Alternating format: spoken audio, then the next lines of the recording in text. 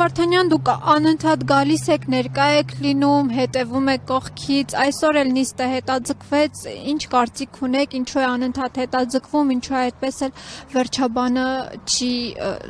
որոշվում։ Ես մեկ անգամ ներկայացրել եմ, մեկ անգամ էլ կասեմ, փնթիկ արած գործ։ Սովորությունը մեր կառավարության էլի, որ մարդկանց բռնում են մի հարցով մեղադրանք են առաջադրում եւ այդ մեղադրանքի հետևից ոչ մի բան չեն անում։ Ամբողջ ոստիկանական համակարգը մի վկայա տուժողա, չգիտեմ, մի հոգու չի կարում բերման ենթարկի, որ դատա անեն։ Մենք ունենք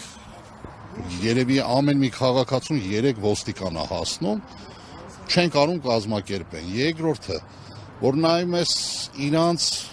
կառավարությունը պատկերացնում ես դատական խնդիրները ոնց են լուծում, սա շինչ ու գործ է էլի, եւ ամեն կերպ իրանք երկարացնելու են այս գործը, որովհետեւ հիմք չունեն, իրանք բռնել են, գործը կարել են, բայց մեղադրանք չկա, տուժող չկա, արանքը պետքա տանեն բերեն այնքան, մինչև մարդկանց հոգնեցնեն կամ ասեն վաղեմության ժամկետից ելնելով գործը փակում ենք։